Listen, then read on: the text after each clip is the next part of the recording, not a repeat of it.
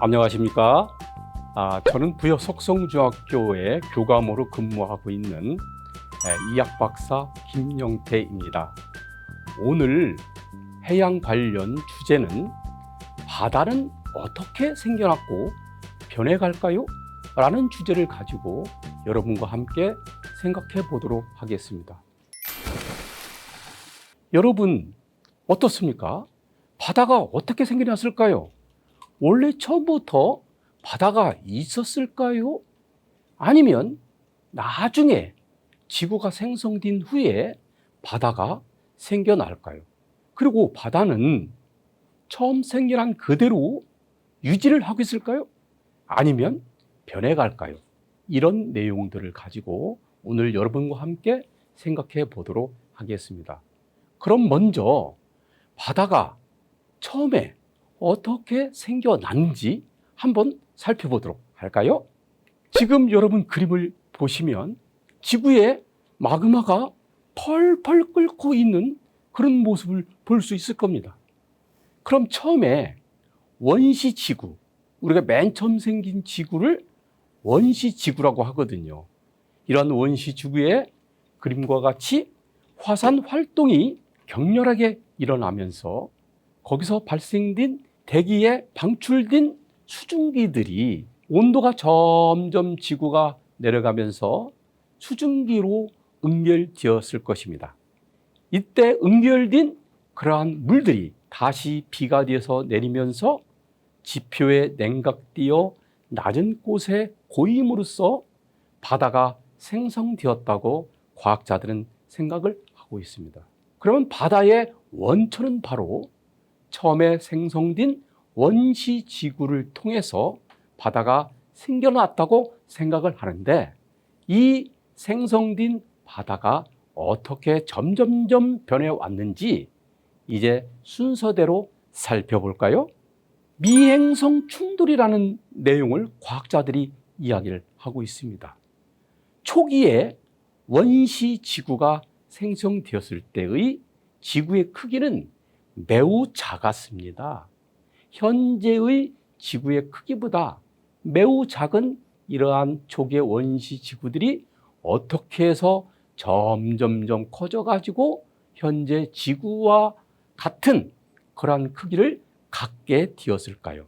그것은 주변에 있는 미행성들이 충돌을 해서 지구의 크기가 점점 증가하게 되었습니다. 그런데 지구의 크기가 증가하게 되니까 이제 중력이 커져가지고 주변에 있는 또 다른 물질들, 더 작은 미행성들을 자꾸 중력에 의해서 끌어들여가지고 계속 충돌을 하다 보니까 지구의 온도가 점점 상승하게 됐겠죠. 그러면 어떤 일이 일어날까요? 점점 충돌한 미행성들에 의해서 지구의 온도가 점점 상승했을 것으로 생각되지 않습니까? 이제 두 번째 보도록 하겠습니다. 미행성 충돌하는 그런 그림들이 잘 보이고 있죠? 그러면 충돌 에너지에서 열 에너지가 증가를 하게 되고, 이때 생성된 기체들이 위로 올라가서 강력한 온실 효과를 일으키게 되면 원시 지구의 온도는 더욱 급격히 상승을 하게 될 것으로 예상이 되지 않습니까? 그때 생성된 이러한 지구의 원시 지구의 상태를 우리는 마그마의 바다다, 이런 용어를 쓰게 됩니다. 그러면 지구는 마그마로 된 엄청난 크기의 펄펄 용암이 끓어오르는 그러한 원시 지구가 생성되었겠죠. 이러한 마그마의 바다로 된 상태가 이제 계속 유지될까요? 이후에는 어떻게 변했을까요? 한번 살펴보도록 하겠습니다. 원시 지구가 마그마의 바다의 상태에서 더 이상 미행성 충돌이 일어나지 않게 되면 이제 지구도 냉각이 일어나게 되겠죠. 이제 냉각이 일어나게 되면 밀도가 큰 물질들, 예를 들면 철과 니켈 같은 것들은 내부로 이동을 하게 됩니다. 그리고 밀도가 작은 물질들, 귀산염 광물 같은 그런 물질들은 외부로 이동을 하게 돼서 그림과 같이 층상 구조를 형성하게 됩니다. 즉 내부에는 핵이 만들어지고 핵의 물질은 아주 밀도가 큰 물질인 철과 니켈로 이루어지고 그 바깥 부분에 귀산염 광물로 이루어진 멘틀이 형성되면서 지구가 층상 구조를 형성하게 됩니다. 이제 더 이상 충돌할 미행성이 없어졌기 때문에 이제 지구는 안정된 상태를 이루면서 원시 지구를 형성하게 된 것입니다. 이제 우리가 처음에 이야기했던 바다가 어떻게 생성되었을까? 그걸 한번 보도록 하겠습니다. 이제 지구가 점점 식어서 층상 구조를 이루면서 가장 바깥쪽에 원시 지각이 형성이 되었겠죠. 그러면 수증기들이 점점 상승을 했을 텐데 지구가 점점 냉각하게 되면 이때 올라간 수증기들이 응결을 해서 물로 변하게 될 것입니다. 그때 비가 내리게 되겠죠. 이때 형성된 비들이 지구에 내려와서 생성된 원시 지각의 낮은 곳에 고임으로써 바다가 형성돼서 우리가 현재 알고 있는 바다가 점점 생성되고 형성되고 이러한 상태를 이룰 수 있었다고 생각을 합니다. 이제 원시 지구를 통해서 바다가 생성이 되었는데 그러면 이 원시 지구는 어떻게 생성되었을까? 한 번 더 우리가 생각을 해보도록 하겠습니다.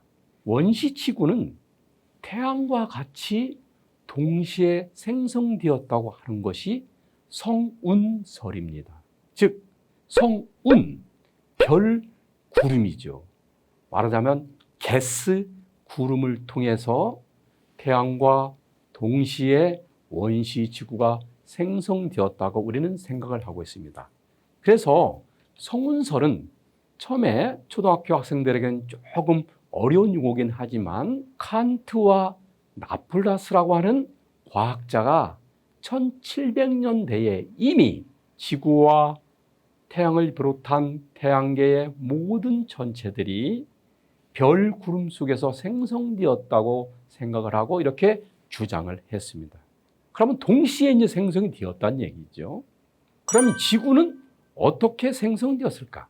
태양계의 원반 형태의 행성이 생성돼서 가운데에 생성된 태양을 비롯해서 모든 전체들이 회전을 시작을 했습니다.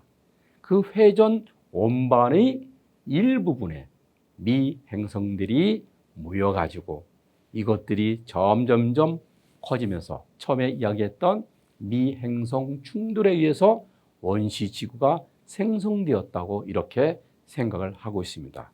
그러면 현재 지구의 나이를 보면 지구의 나이는 몇 살쯤 됐을까요? 즉 바다는 언제 생성되었을까?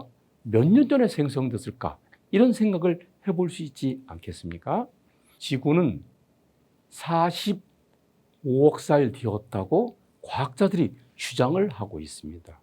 정말 이것이 사실일까요? 여러분 믿을 수 있습니까? 현재 지구에서 발견된 가장 오래된 암석의 나이는 40억 살 정도 되었습니다. 그런데 어떻게 해서 지구 나이를 45억 살이라고 이렇게 주장을 할 수 있겠습니까? 그것은 아까 이야기했던 성운설을 생각해 볼 수가 있습니다. 지구 바깥에 있는 천체들이 지구의 중력에 의해서 끌려 들어왔을 때 생성되는 것들이 무엇이지요? 운석입니다. 유성체가 지구의 중력에 의해서 끌려 들어오다가 대기와 충돌해서 빛을 내는 것들이 유성체고 그 유성체의 일부가 다 타지 못하고 지구에 떨어진 것을 우리는 운석이라고 합니다. 이 운석의 연령을 우리가 방사성 동위원소 측정 연대 방법을 이용해서 우리가 나이를 추정해 보니까 45억 살 이라는 것이 나왔습니다.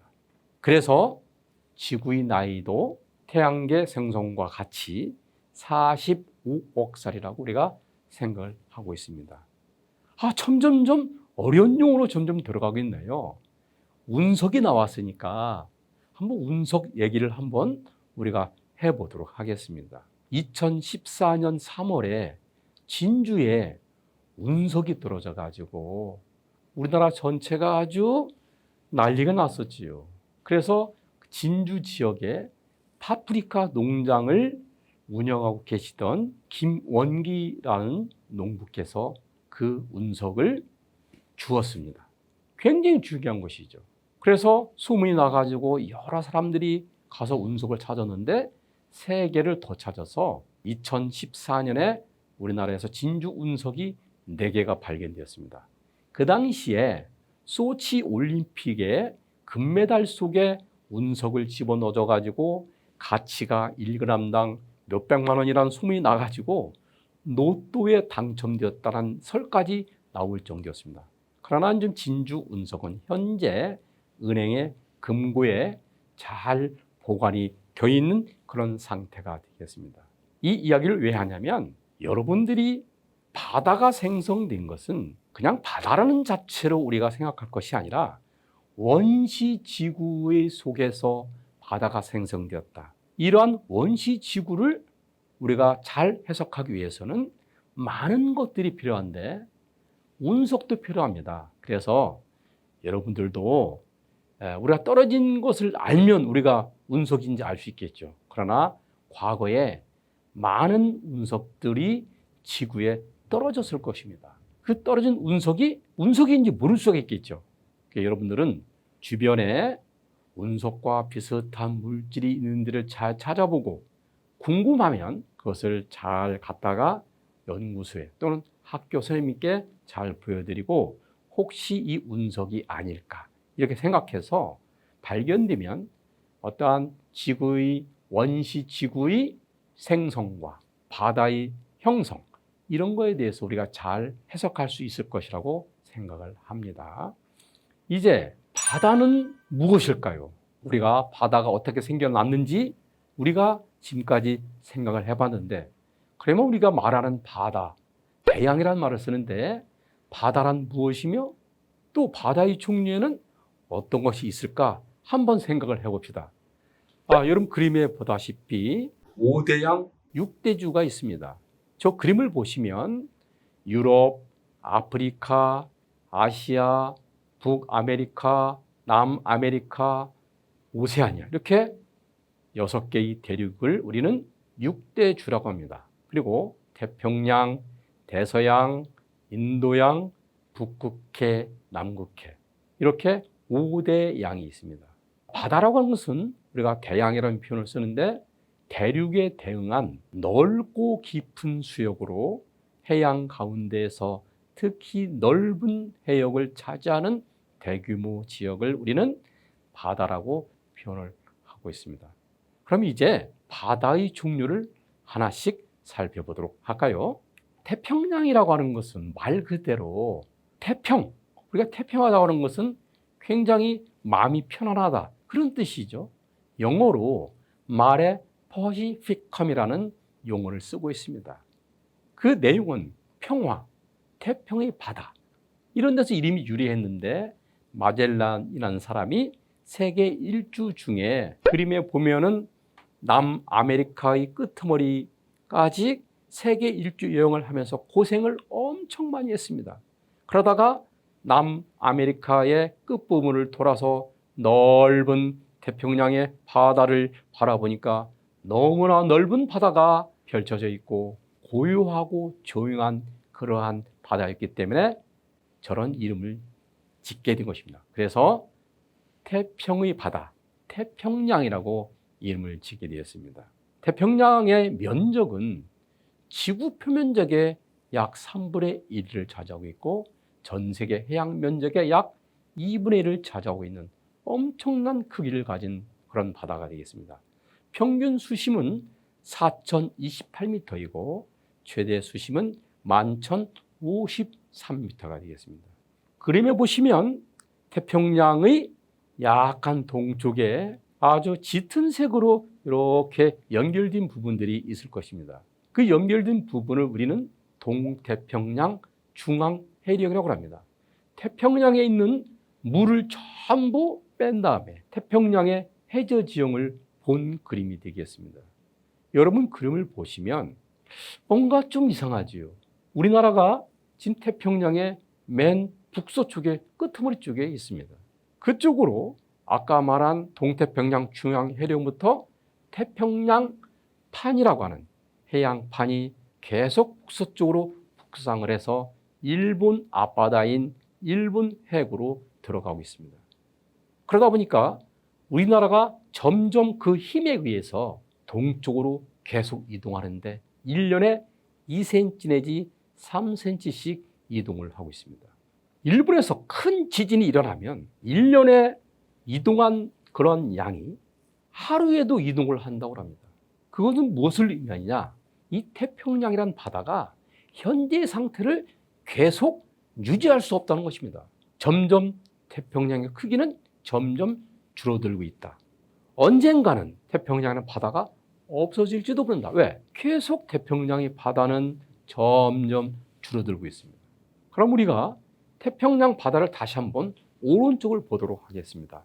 오른쪽에 남아메리카의 왼쪽에 보면은 우리가 코코스판이라고 하는 태평양판의 오른쪽에 판이 있습니다. 거기에 코코스판이라는 것이 있고 나즈카판이라는 것이 있는데 이 두 개의 판들도 남아메리카 쪽으로 점점 들어가고 있습니다. 결국에 태평양의 북서쪽에 일본 쪽으로 들어가고 그다음에 태평양의 오른쪽에 남아메리카 쪽으로 점점 해양판이 들어가면서 태평양의 크기는 점점점 어떻게 되겠어요? 점점점 크기가 작아져서 결국에는 태평양이 없어질지 모른다. 대서양은 어떻습니까? 대서양의 영어 이름은 애틀랜틱 오션입니다.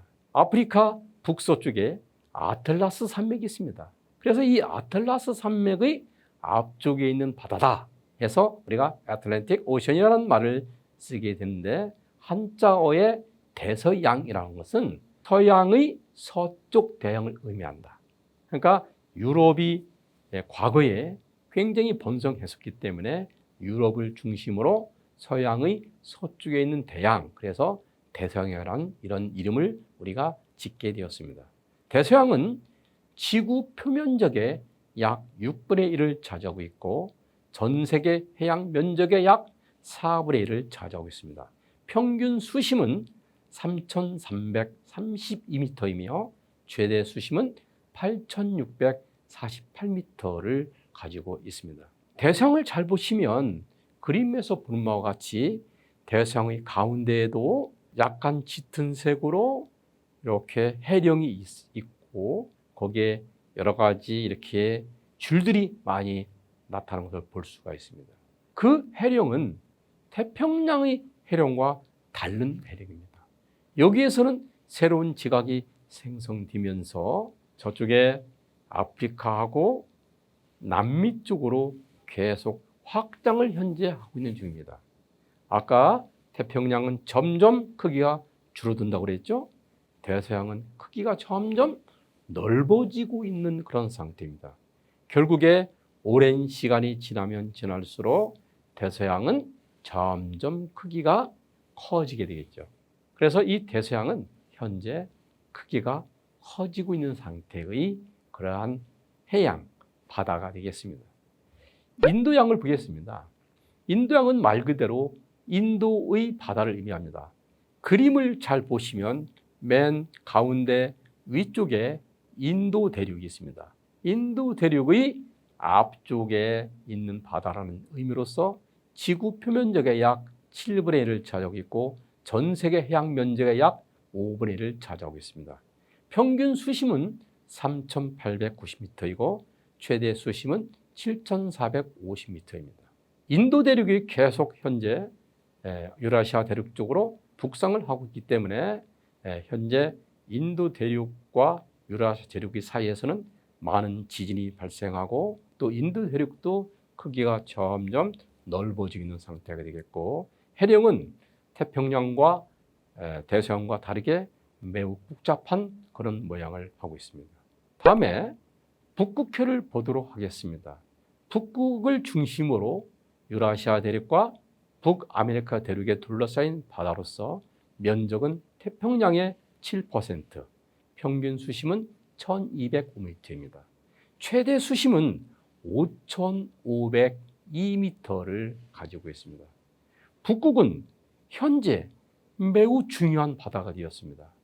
북극 주변에 8개의 나라가 있는데 이 8개의 나라가 서로 자기네 바다라고 주장을 하고 있습니다.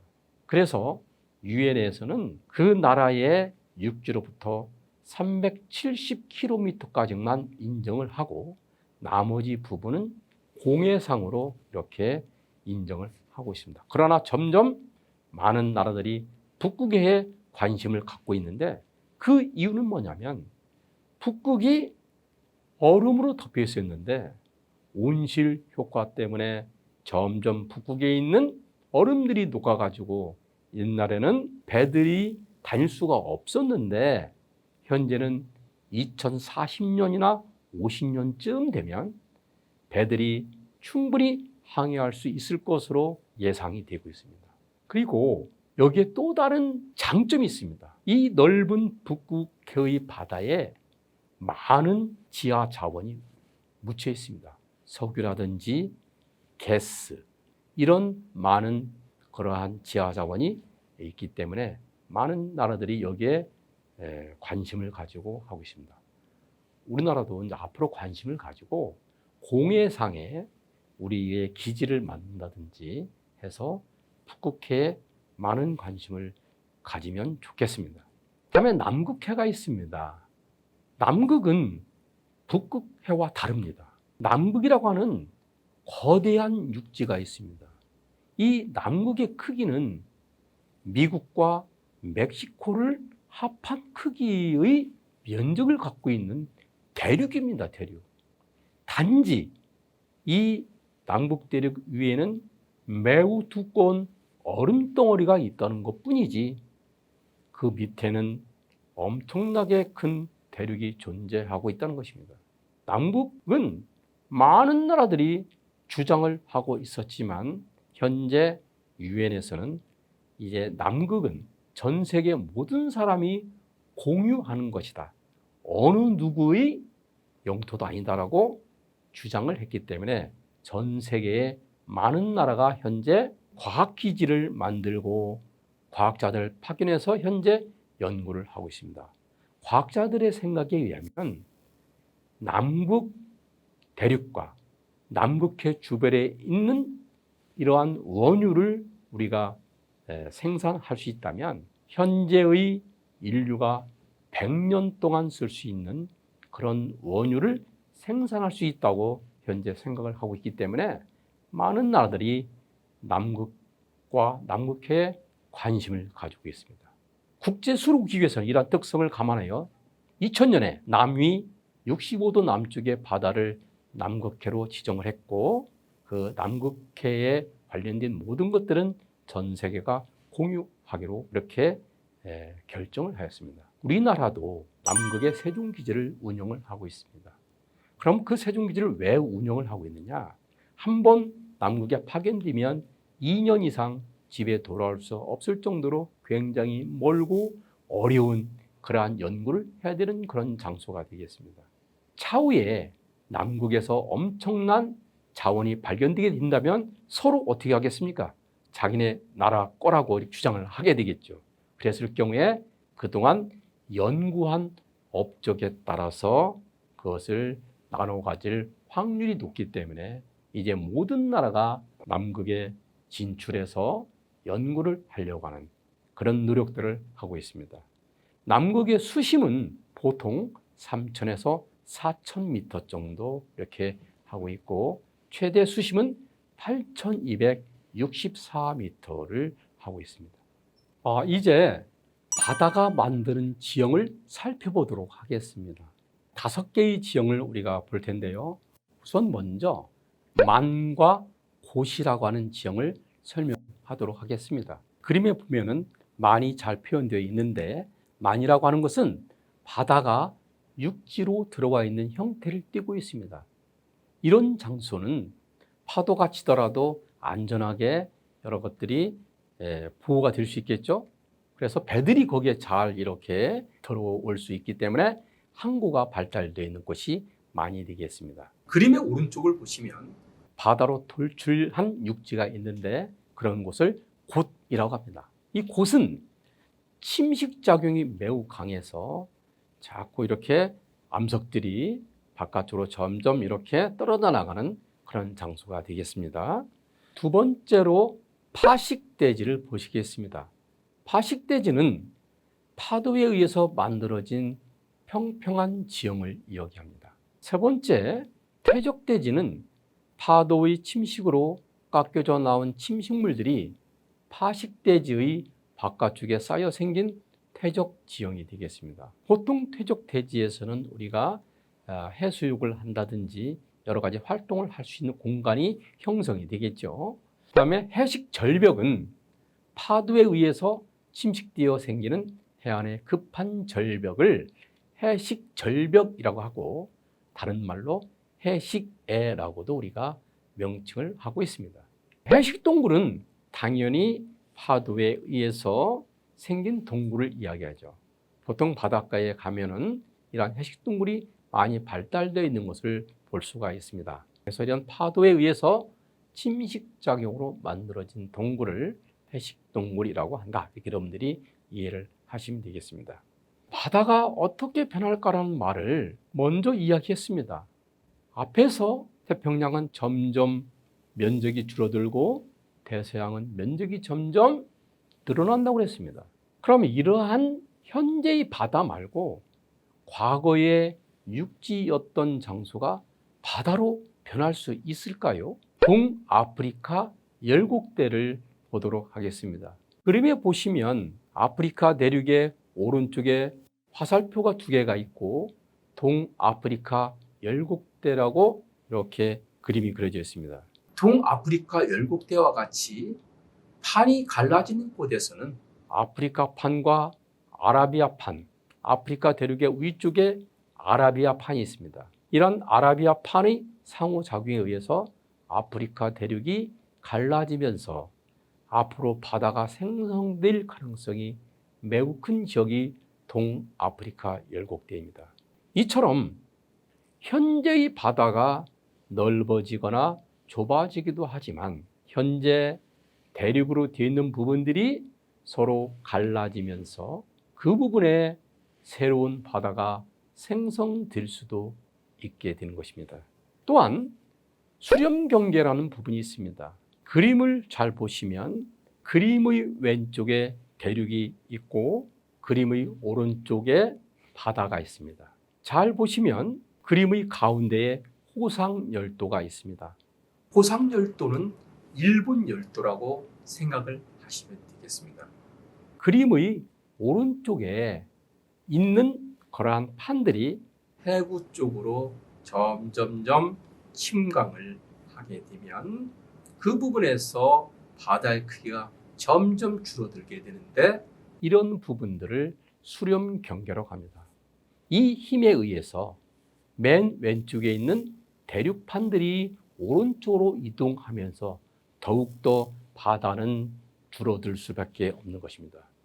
결국에 바다라고 하는 것은 이러한 대륙과 해양의 여러 판들이 서로 상호작용하면서 크기가 커지기도 하고 크기가 작아지기도 하는 이런 과정들을 겪게 됩니다. 결국에 바다라고 하는 것은 원시 지구에서 처음 바다가 생성된 그대로 존재하는 것이 아니라 바다가 없어질 수도 있고 다시 생겨날 수도 있는 것이 되겠습니다. 윌슨이라는 사람이 윌슨 사이클을 주장했는데, 이 지구 전체에 있는 여러 대륙들이 과거에는 초대륙으로 한 개의 대륙으로 존재했던 적이 있었다. 그런데 이 초대륙으로 있었던 그런 시기가 3억 년 내지 5억 년을 주기로 서로 움직이고 있기 때문에 10번 정도 대륙들이 뭉쳤다, 흩어졌다 했다고 주장을 했습니다. 결국에 바다라고 하는 것은 과거에 45억 년 동안 10번 정도 바다가 넓어졌다가 좁아졌다가 하는 것들을 반복했다는 것이죠. 여러분, 오늘 바다는 어떻게 생겨났고 바다는 어떻게 변할까라는 주제를 가지고 우리가 오늘 한번 해봤습니다. 근데 바다는 어떻게 변했어요? 크기가 점점 넓어지기도 하고 크기가 점점 좁아지기도 하게 되는 것입니다. 이 세상에 영원한 것은 없습니다. 바다도 마찬가지예요. 여러분께서 바다에 대한 관심을 많이 가지고 여러분들이 공부를 하면 할수록 이제 우리나라에 있는 모든 사람들이 관심을 가질 때 우리는 세계 속으로 바다를 연구하는 그런 마음과 같이 점점 발전할 것으로 생각을 합니다. 오늘 제 강의를 들어주셔서 정말 감사합니다.